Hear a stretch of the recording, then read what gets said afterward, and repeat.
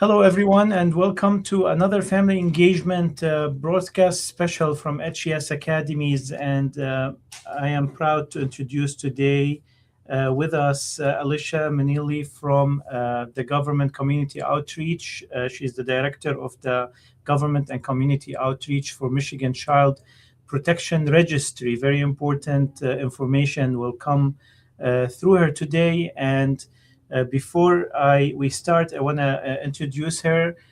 She is a priority, or Alicia's priority is to advocate for the registry across the state of Michigan and help families stay safe while online. Alicia spent most of her past career working for a variety of Michigan legislators, assisting the Michigan Domestic Violence Homicide Prevention Task Force and fighting human trafficking as a leader on the Kent County Human Trafficking Coalition. She's a graduate of Michigan State University with a bachelor's degree in political science, pre law. She has always been interested in social public policy issues that impact Michigan families. She's been working with schools across the state to promote the Child Protection Registry, and we are happy to share this information with you today. I will be translating a little bit in Arabic by the end of the episode, so stay with us for that. And also, we'll be sharing some of the links that Alicia will be sharing in the comment section for your convenience, so you can click on it immediately if you want to register right away, like I did when I listened first to Alicia's presentation. So, welcome, Alicia. Without further ado, Alicia Meneely. Thank you. Thank you, Wissam. It's really nice to be here today. I'm going to share my screen. Make sure you guys are seeing that correctly. Thank you very much. Yes, I work for the Michigan Child Protection Registry, and I'm here today to talk to you about the registry and to give you a toolbox, especially if you are a parent that will help keep your kids safe while they're under your roof and they're on the internet. I am then going to talk a little bit about sexting and sextortion. I know a lot of schools are dealing with this issue. And so it's something that, I feel like is really important to talk about right now, especially when it comes to our boys. And then I am going to talk about the apps our kids are using, what predators are looking for, where kids are hiding things and stuff like that. And then once I am finished, I would love to take your questions. So I'm going to start out with the Michigan Child Protection Registry, which do not feel bad if you've never heard of it. There's a lot of parents that are out there that still have never heard of this registry. It is how it works is it's an internet safety registry. So you as a parent, you would go in and you would register you and your kids' email, text messages, and then any of the app handles that I have on the screen. So for Snapchat, Instagram, and the rest of those. And what will happen is within 30 days, you and your child will stop receiving any advertisements that a minor shouldn't be receiving in the first place. So any advertisements from pornography, gambling, tobacco, vaping, alcohol, and then marijuana companies, because that is legal here in the state of Michigan. One of the worst ones I've heard about lately is the online gambling ads that kids are getting through email and text. And I just had a meeting in Detroit with the with the gambling commissioner, and he unfortunately is getting phone calls from parents every single day because kids are getting on these online gambling sites using their parents' credit cards, using their social security numbers and their email addresses and their passwords. And they're unfortunately losing hundreds, sometimes thousands of dollars. And unfortunately, they do not give the money back to the parent. So I just want you to be aware of that. Also, the pornography ads, these will even stop coming into your kids' spam accounts. If you ever look into your spam or junk, that's where a lot of this stuff lands. So it'll stop even going into there. How it works is you are on this for 3 years, and then you'll receive an email from us asking if you and your kids want to still be on it. Maybe by then your kids are in college and you don't want to worry about what they're doing online anymore. Lastly, by law, these companies like Marlboro, Budweiser, Pornhub, even our wineries up north, they have to scrub their list with our list every 30 days and then take off all of the emails and phone numbers and app handles that we have given them. That is how that works. And we don't have a problem. Most companies we have found have been compliant with this law. I apologize up front for the wording, the words, and some of these text messages and emails that are on your screen right now, but I wanted to give you real examples of what this registry stops. So you see some text messages there, some emails. That black text message right there in the middle is a text message that went around where I live back in 2019. And unfortunately, a 9-year-old boy did open the website that you see there, and hundreds of naked women popped up all over his screen. The one there on the bottom is an Instagram direct message. So again, these are just examples of what the registry stops. How can you help? So I'm sure there's a lot of you out there today that are like, I've never heard of this registry. And so I'm the only one that goes around Michigan talking about this registry and trying to promote it. So I would love your help. If you could definitely register your children, tonight or this afternoon. It only takes a couple of minutes. It doesn't take long. Please tell your friends and family and coworkers about it. Share the registry on your social media sites on Facebook. And if you are a part of a school or a church or any other kind of organization that has an e-newsletter, I can send you a blurb about the registry that you could put into any newsletter. I'm finding that that's the best way to get parents to sign up, is to just email it to them. So that is the information about the registry. Now what I'm going to go into is just some internet safety basic 101 pieces of advice that I can give to you parents out there. But I want to warn you, I am going to give you all kinds of advice, and your kids still will probably see something someday. And so communication with your kids about what they might see, or what, strangers that are out there, all the bad people that are out there, you are still going to want to talk to them about this, because it is not if, it is when, even if you do everything that I tell you to do today. So the first thing I talk to parents about is parental controls. And there are so many free parental controls out there now that families can use. First, you can start at your network level. That is where I'm talking about the internet box that is probably underneath your desk or your bed somewhere. I'm not sure what kind of internet companies you guys have in your area, but if, let's say, I don't know if you have AT&T or Xfinity. If you have AT&T, I'm going to tell you there are no parental controls. If you have Xfinity in your area, there are tons of great free parental controls already on your internet. I would suggest Googling Xfinity internet parental controls, and then they will show you step by step on how to use them. Why this is important at the network level is this is so when your kids have friends over or cousins over, they will be under your same internet rules if they're using your internet.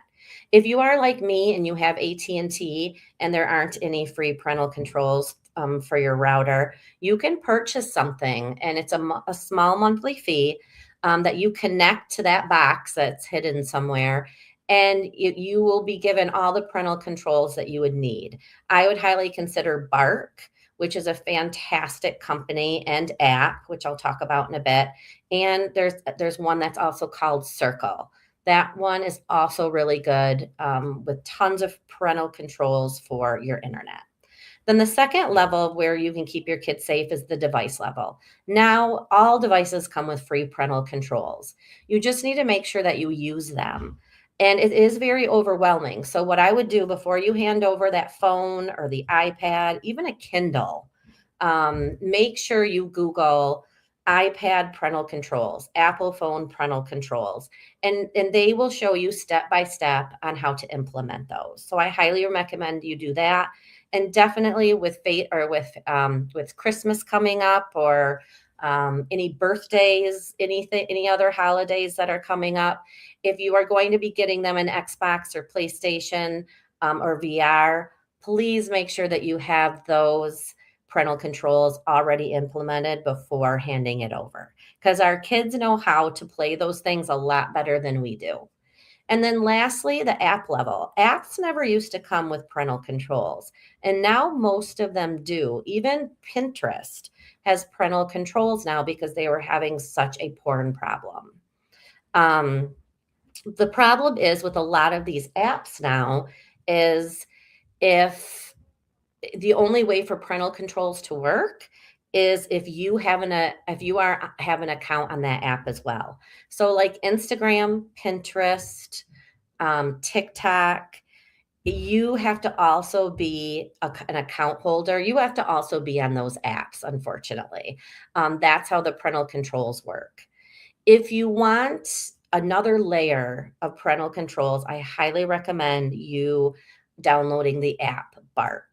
Now, I'm going to kind of ruin this for you guys for a second, but if you have an Apple phone, the Bark app does not work well. It does work really well with an Android.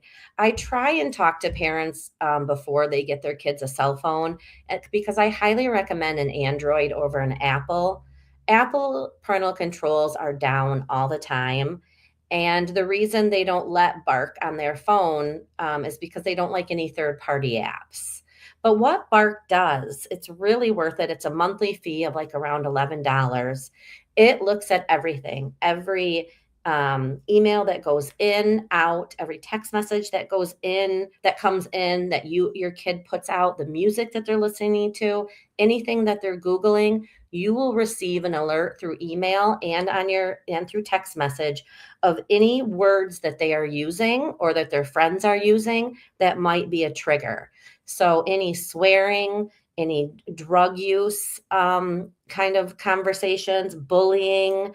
It really, my daughter has a Bark phone and it catches everything. It's been a wonderful tool for us to use. Also, Life 360, especially if you have a 16-year-old, that is a great app to have. You can tell how fast your child is driving. You can also see if they are texting and driving. So that's a good one too. But no matter what, you do have to be in the know. And I know parents don't like to hear this because we're already so busy and trying to keep up with everything.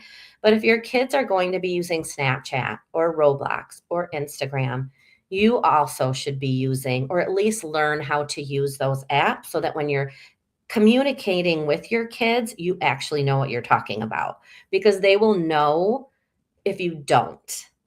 And also be prepared for your kids to come to you and tell you that they have seen something. Now, I tell parents, please stay calm because this is going to happen.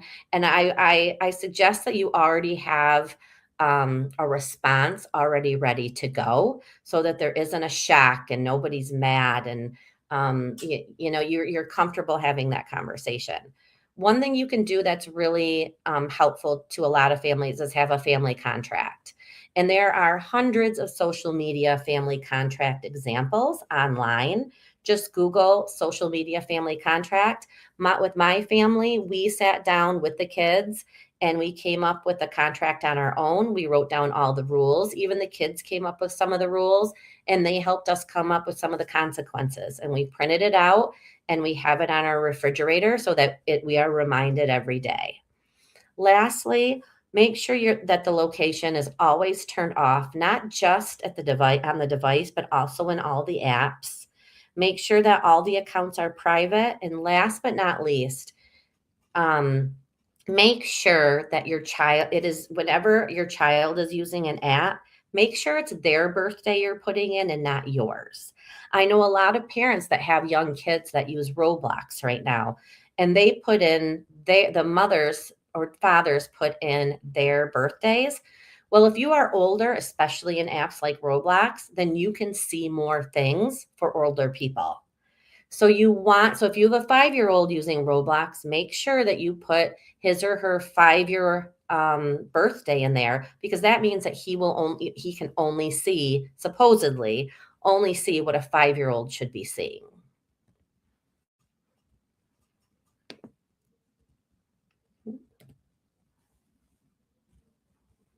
Okay. So now I'm going to go into some sexting and sextortion issues so before I did this, I did a lot of human trafficking work. And I talked about sextortion and sexting all the time during those years. But it is amazing how many schools I go into now, and either the administrator or the RSO, the police officers that are in the building, the counselors, they are constantly coming up to me telling me, especially on Mondays, how much of a problem sexting and sextortion has become in their schools. Kids are sending naked pictures of each other to their boyfriends, girlfriends, and friends. And some of those pictures get leaked to other students. It's happening every day. I put sexting into 3 different categories. First, and I'm talking about minors. So, no matter what, even if the sexting is consensual, what our kids need to know is that it is illegal, because they are sending child pornography. If they take a naked picture of themselves, they are producing child pornography. If they send it, they're distributing child pornography. So this is a serious thing.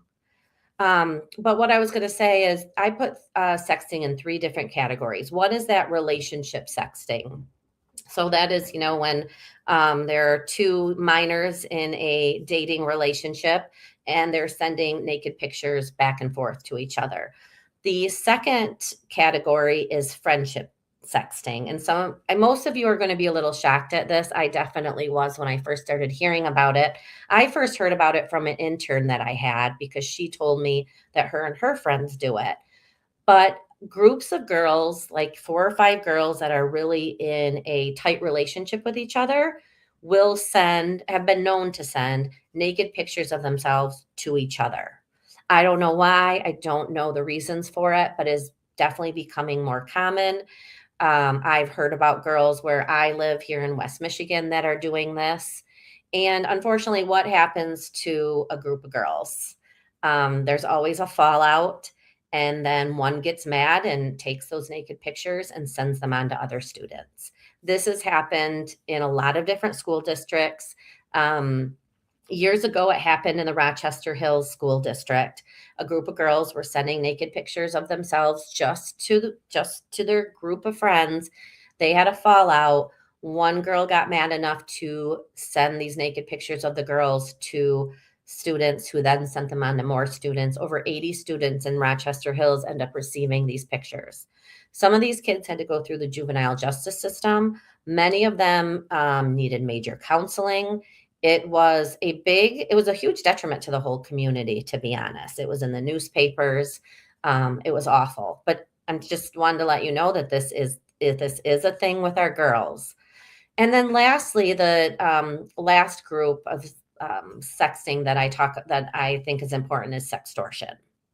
And what a lot of parents don't know is, even just the threat. Let's say you're in a boyfriend-girlfriend relationship and the girl wants to break up, and she has sent her boyfriend naked pictures of herself. And the boyfriend says, well, if you break up with me, I am going to send these naked pictures to your friends, to your family, to your boss, whoever.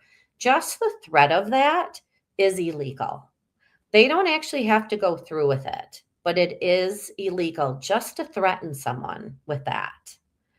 Now, one of the things that we always talk about when it comes to sextortion or any type of victims is girls. We're always talking about girls, and I feel like we're leaving the boys behind, which is why boys are being sextorted at a very high, fast-paced rate in the last, I would say, 5 years.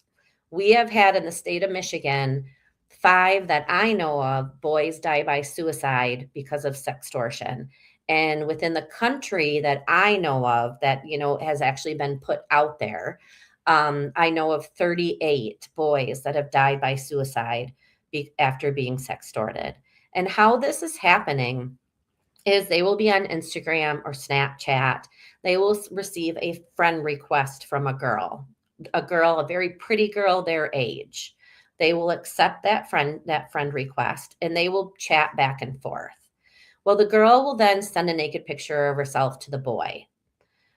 And the boy will usually compliment her, say something nice. And then she will ask for a naked picture from him. He then will take a naked picture of himself and send it to her. She will then respond with, if you don't send me $200 in the next 24 hours, I'm going to send this naked picture of you all over social media. I'm telling you, these boys do not know how to handle themselves hearing this. They're embarrassed. They don't want to tell their parents. They don't have the money. And they also think that they're going to get in trouble because they just sent child pornography to someone.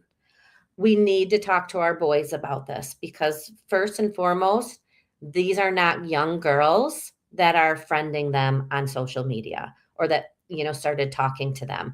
Usually, these are men from other countries. Um, for example, there was a boy in the UP that died after being sextorted, and the men that did this to him, that threatened him with this, were from Nigeria. And there was 4 of them, and there was like 20 men held up in a house doing this all day long, trying to sextort young boys and making thousands of dollars off of it. So we've got to talk to our boys about this first, that these are not girls, that these are older men. However, I do have to say, 2 of the boys that died by suicide here in the state of Michigan, they were sextorted from young men their age in different states. So it used to be older men from other countries. Now younger men from our own country are starting to do that as well. So I highly suggest that you talk to your boys. My son, I gave him a phone when he turned 12. And this was the first thing I talked to him about. I wanted him, wanted him to know he could come to me, and I wanted him to know how to handle this. But I also wanted him to be able to respond if one of his friends were to come to him and was like, dude, I think I really messed up last night. I sent these naked pictures of myself. Now they're asking me for money. I want him to be able to help his friend out. And this is what you should do if this happens to you. First and foremost, the second they ask for money, stop communicating. Do not send the money. Stop communicating. And please tell your children to tell someone. Do not delete anything. Make sure you save all the images, all the videos, all the messages, take screenshots of everything. Then block the sextorter. And then my advice, if you're comfortable with it, and this is the only way we can catch these boys and men of doing this, is to contact the FBI. If you contact local law enforcement, they are just going to contact the FBI. So the FBI is asking parents to please use this tip line that I have on the screen to contact them immediately. Your child will not get into any trouble. I promise you. They will show up fast though, because they will want to make sure that your son is okay. They are so scared of more boys taking their lives than anything. And then if there are naked pictures out there of your son or daughter and they are minors, there is a website. It's called Take It Down. And this is through the National Center for Missing and Exploited Children. They are able to, if you contact them and you know that you have pictures of yourself out there, they have a program that will that can scan the internet and take these pictures down.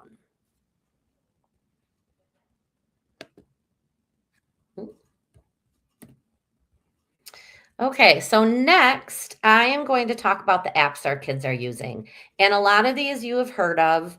I just want to make sure that you know certain things that what our kids are doing on them.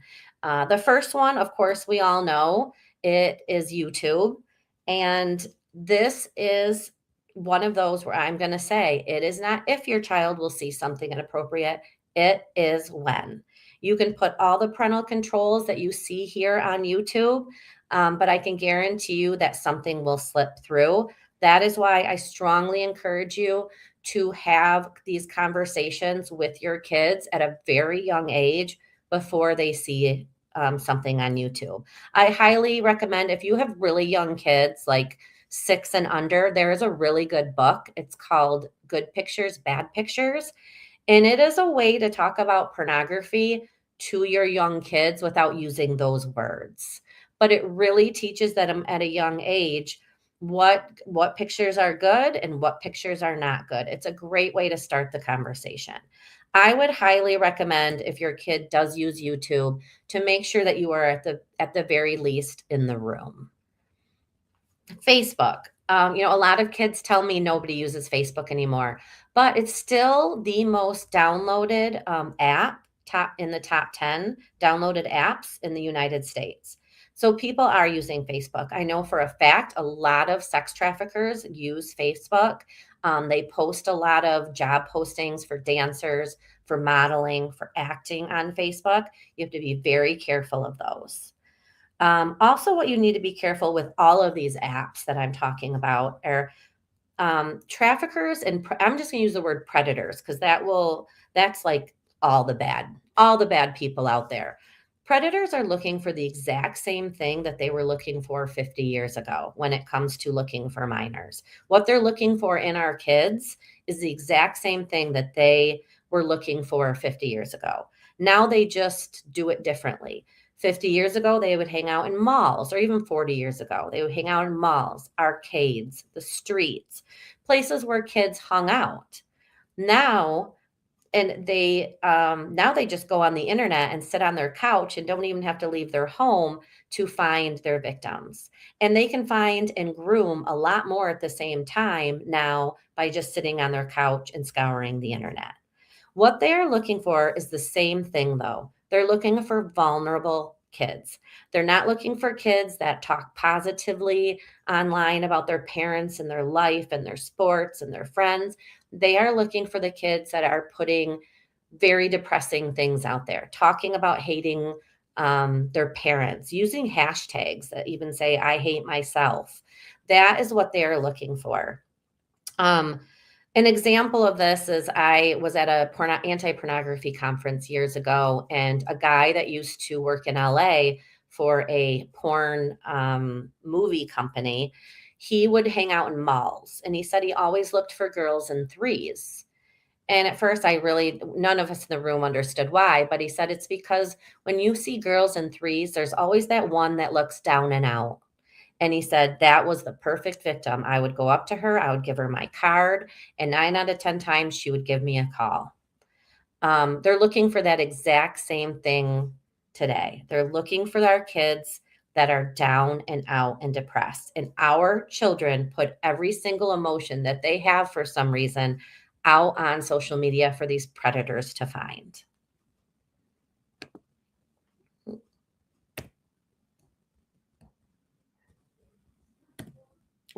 Sorry. My clicker is going too fast. So Twitter, not a lot of kids are on Twitter. I completely understand that. However, kids that are on Twitter, I would be very worried that they're on there for the reason of pornography. Twitter is an anything goes kind of app. There are no privacy levels. There are no moderators. You can post anything you want on Twitter and it will not be taken down. So if kids are looking for porn, all they have to do is go to Twitter and search for it, and they will be able to see tons of it. So I just want parents to be aware of that. The next one is Instagram. I have to admit, I am pretty impressed with what Instagram is trying to do. They have been introducing more and more parental controls as the months go by. Now, if your teen wants an Instagram account, you also have to be on Instagram for this to work because you have to connect your accounts together. If they are a minor, what I have listed on the screen is some of the rules that your kids will have. There will be a sleep mode. If their friends on Instagram do send them any nude photos, it'll be blurred. They cannot be contacted by any strangers, anyone that they're not friends with. And the content supposedly, starting in January, any kind of feed will be deleted that isn't PG-13. Now, this all sounds great, but I'm going to tell you, most kids that I have talked to have several Instagram accounts. Most have the one that their parents are also hooked up to, and their followers are all their family members, their boss, just tons of friends. But then they'll have two or three other accounts that their parents do not know about, and they'll have less followers. And a lot of those will be people that they don't know.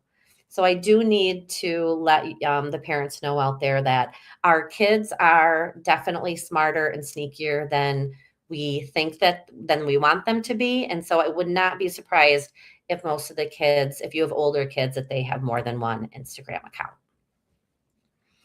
The next app is Snapchat.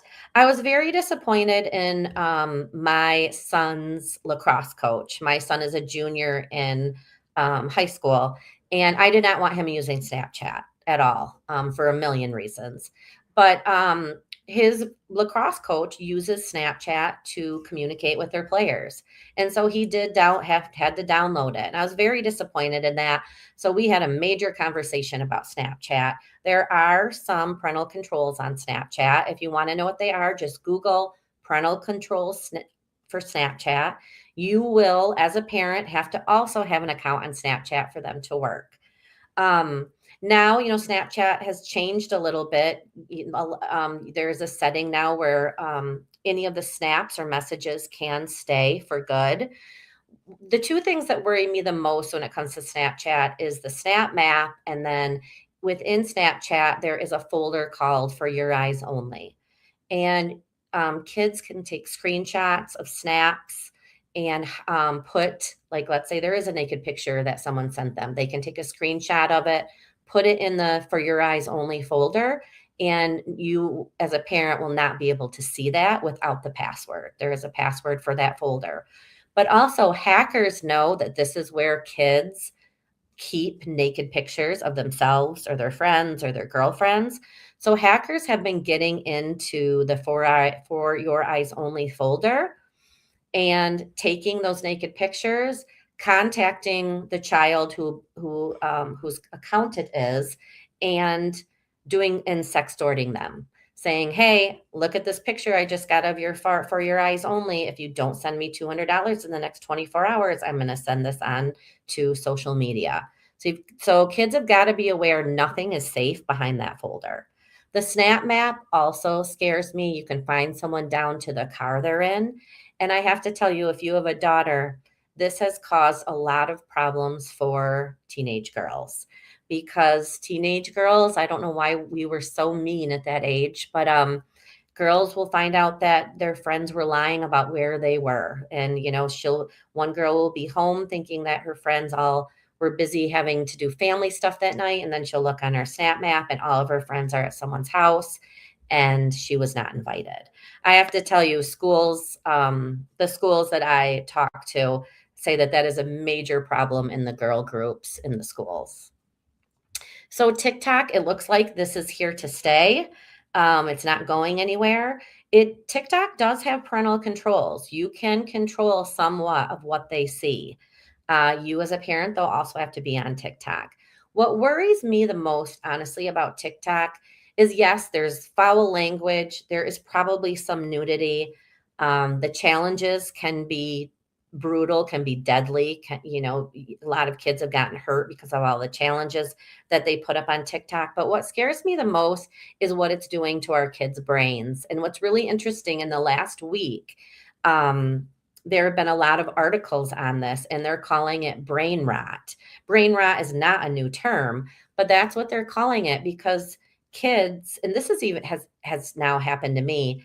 Like, if I am on TikTok, or if somebody sends me a video now of something they want me to watch, if it's more than 30 seconds long, I can't even focus that long anymore.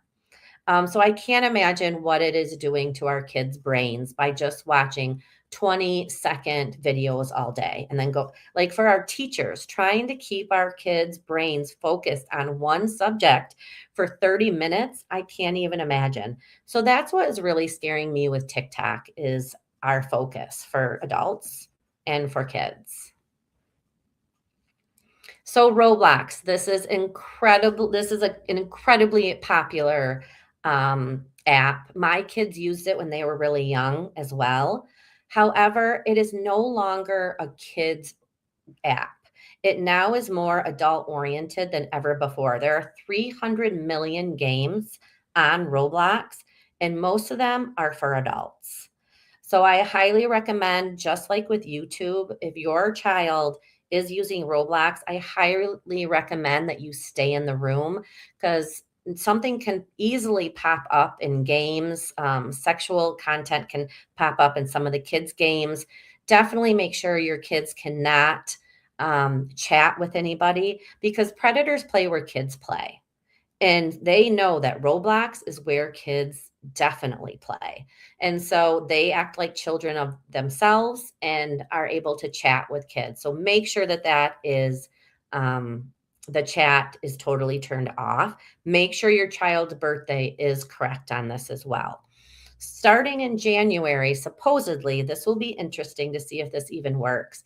Roblox is implementing facial age checks. So in front of the camera, you'll have to put your kid's face in front of the camera. I think you'll have to move it, to the left and to the right. And what they will do is they will guess what your age is. And hopefully, if you are 10, they say you're 10. And you will only be allowed to chat with people that are your age. Now, will this work? Definitely not 100%. But I wanted to let you know that that will be coming in January.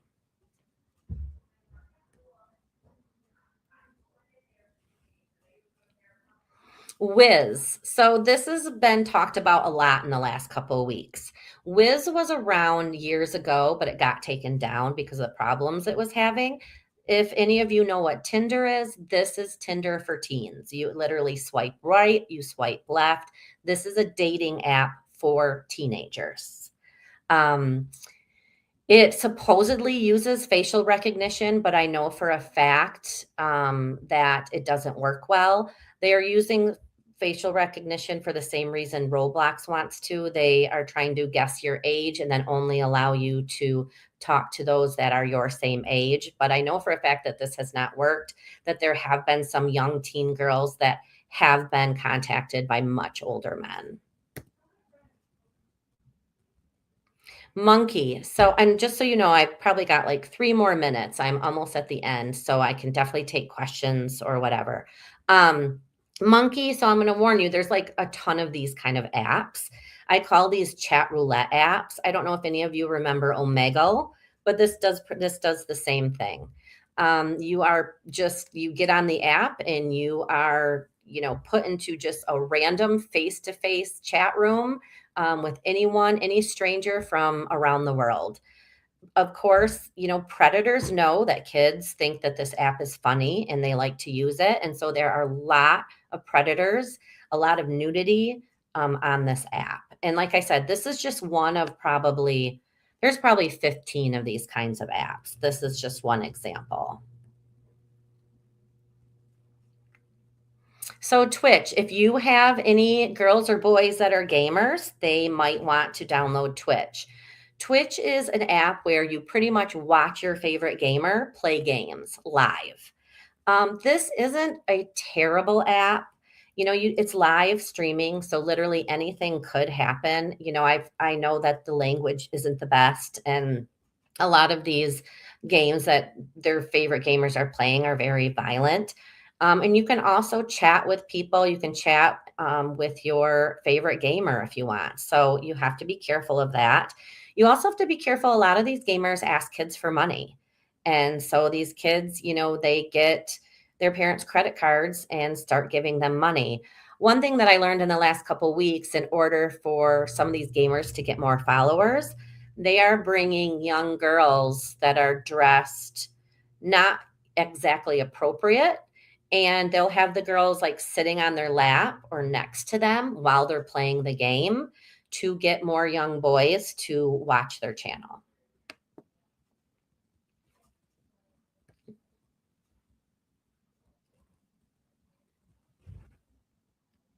This next one, I do not tell parents very often, don't do this, do not let your kids use this app. But this is one I beg parents not to let their children use. Discord is kind of like Twitch, but on steroids. Discord was invented for the same reason that Twitch was. It is gamers playing games, but it has manifested into way more than that. In Discord, there are thousands of different chat rooms, and these chat rooms used to be for favorite games. Like if you were really into Fortnite, you would go into that chat room, for example. Now, predators and so many just bad actors are using Discord and are starting chat rooms for horrible things. A lot of child pornographers use Discord to get into chat rooms and talk to other child predators, and they talk about what they're doing. They give each other tips. They trade pictures. Also, this is where a lot of kids get radicalized. They go there. There's a lot of scary conspiracy theory political chat rooms. One of the last two school shooters in the United States was using Discord and was in chat rooms, very violent chat rooms, getting ideas and and just talking about things that just made him more angry, them more angry and more angry. This is just not an app for children whatsoever.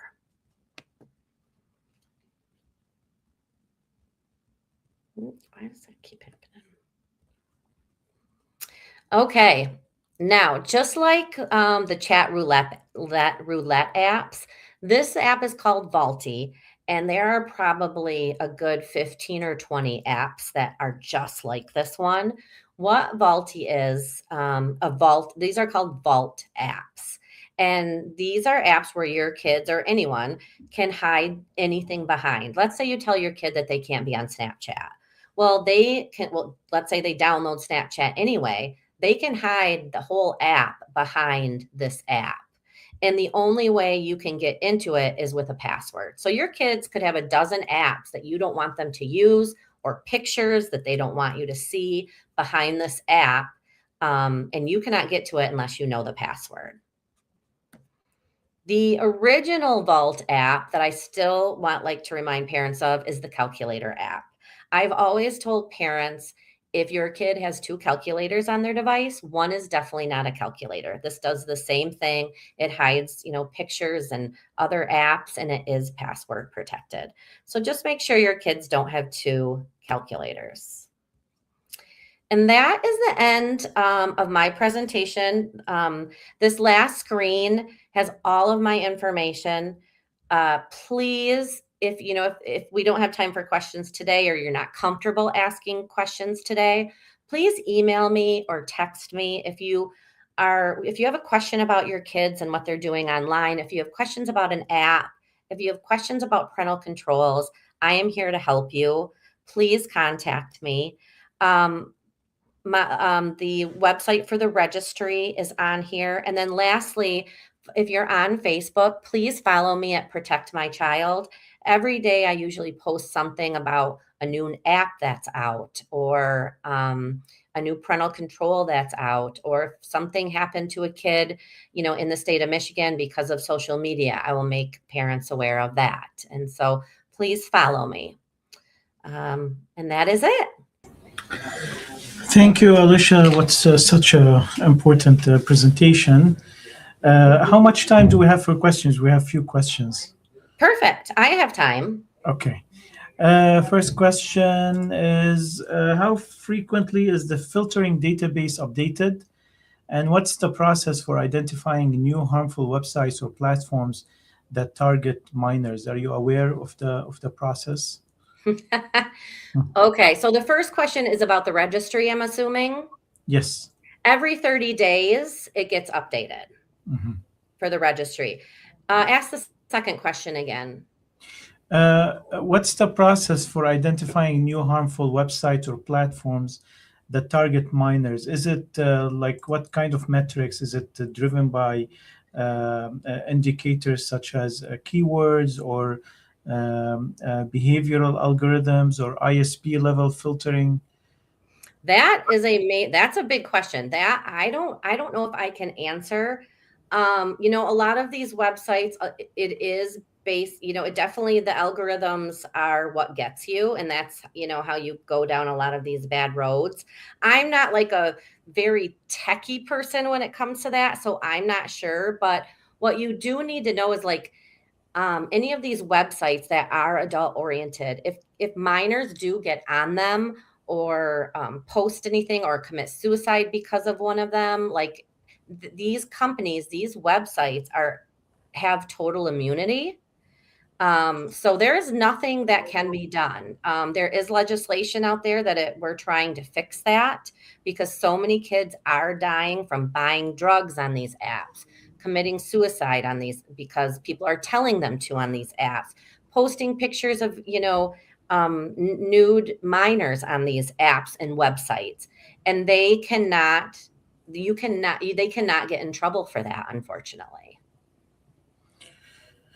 Uh, Another question we have here is how does the program handle emerging platforms like new social media apps that may not yet have established risk profiles?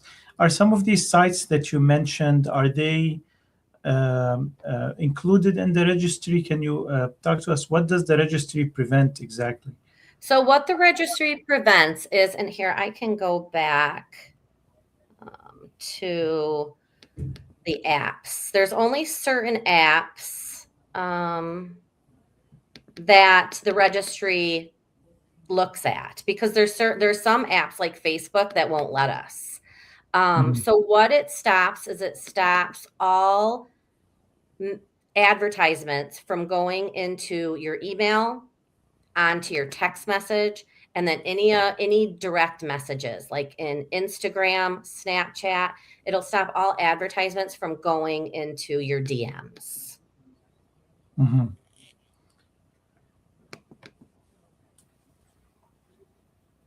Does that make sense? Yes. So the once the child, once we provide that, the parent provides that phone number in the registry, then that phone number will not receive spam messages that are related to pornography, gambling, tobacco, alcohol.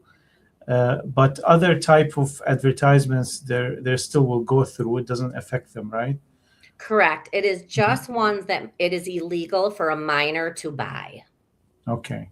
Yep. Uh, and also the email of the minor will have the same effect on it. Same. Yep. Mhm. Um, is the registry also open for adults?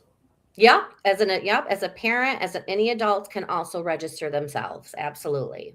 And it will also stop the same type of materials for them? Yep. Okay. Is there any sort of confirmation that has to take place? Like if a mother registers her 17 years old daughter, does the 17 years old daughter get a text message or something that she has to confirm? Nope. So they will get an email, but they cannot take themselves off of it. Okay. So by law, we just have to let them know that they've been added to this registry, but Mhm. they cannot go into the registry and then take their email and their cell phone off of the registry. Okay, awesome. Um, Another question here. What challenges do you face in encouraging families to register? You know what? The hardest thing to do, it's not even to register. It's that, you as parents, you guys are so busy. I am too. I have a 16-year-old and a 12-year-old, and it is so hard to to keep up on all this stuff. But this registry is super easy. You just go to the protectmychild.com website, and it just takes you 2 minutes. But it's hard to sit down and like get yourself to do it. That's why I think the easiest way to get parents to do it is is through like an e-newsletter, or if you email it to them, because they're already sitting at their computer, and it just takes, just a minute or two. But this is a lot of stuff, oh my gosh, this changes constantly. And it's just very overwhelming. I always have parents leaving my trainings very overwhelmed, and I always feel so bad. You can only do the best that you can. Right. There was a bill in Michigan introduced to some sort of limit or prohibit pornographic sites. Are you aware of the details of that? I am a little bit. Yep. The problem is that is a First Amendment Mhm. issue. And so until the only thing that they can do is perfect their age verification mechanisms on those sites, but they don't want to. They want kids to go to those sites because they make more money that way. I do know of that bill, but unfortunately, I think if it did pass, someone would probably sue the state of Michigan because pornography is unfortunately under the First Amendment. Okay. We have another question. Can parents receive reports or alerts about attempted access to harmful content? So not through the registry, but if you download Bark, the app, or if you buy your son or daughter the Bark phone, absolutely. It alerts you about everything that they do that you don't want them to do. It is phenomenal. It is there. The app and the phone are not expensive. I highly recommend them. Awesome. Okay. Another question is, let's see here.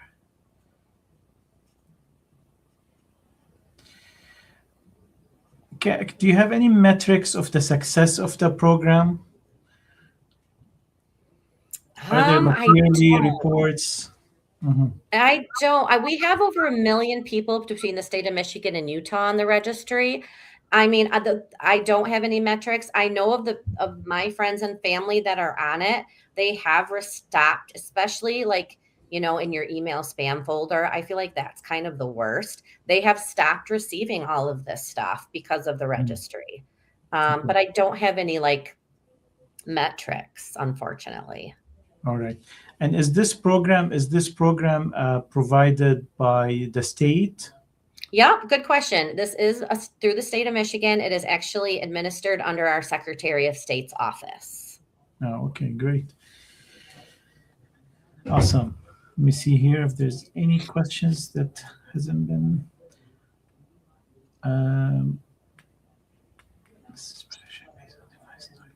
Is there any differences in how the system protects children based on device type, such as Chromebooks, iPhones, Android tablets, or gaming consoles?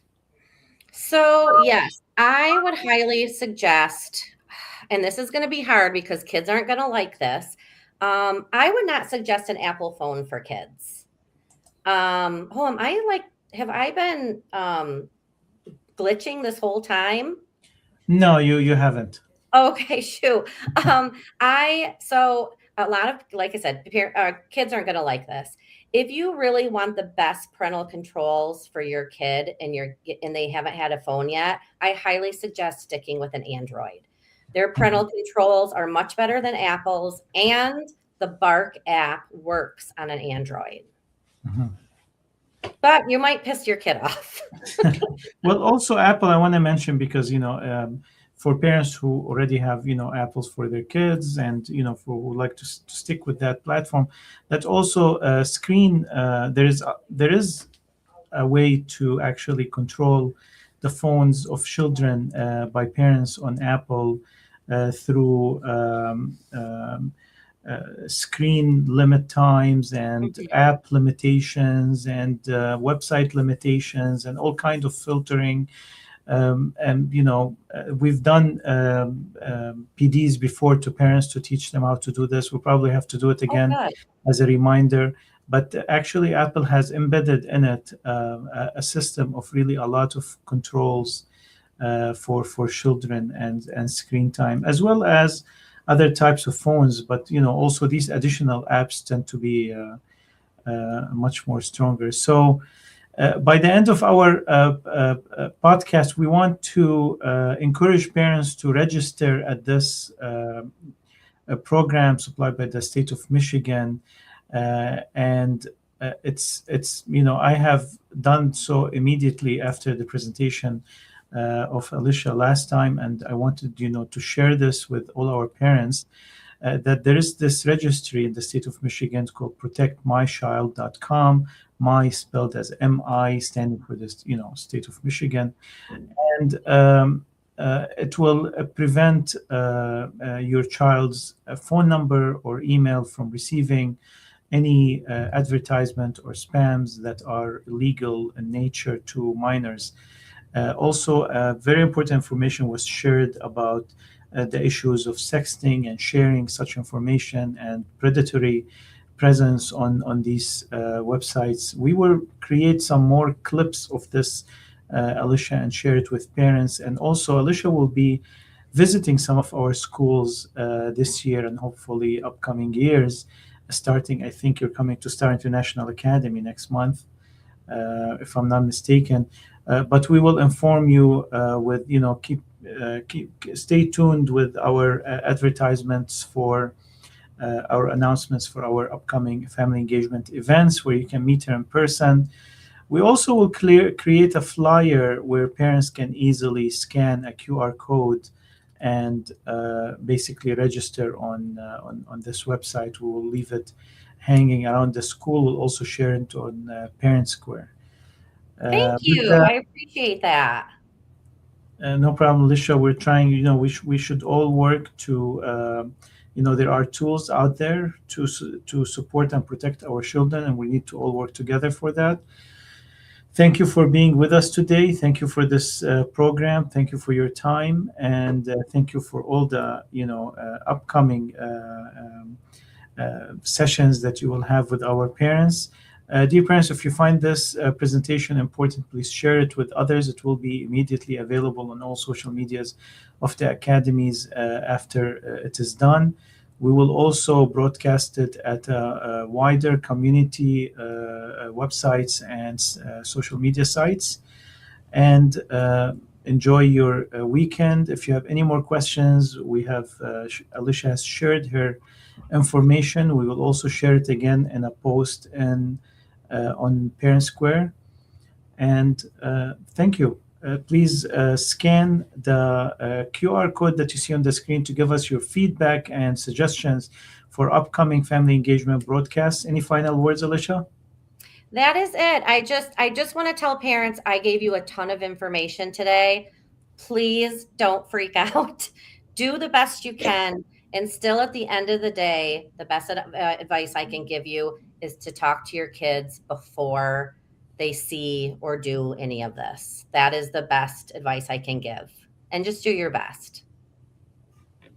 Great advice. There is nothing that can replace conversations with our children and having them on the same page as us and being careful and safe online, because whatever tools we use, like Alisha has explained, there is always ways for predators to circumvent and find loopholes to go around it. So it's the best to educate our kids on the dangers online and to protect their privacy in such a heavily addicted world to sharing.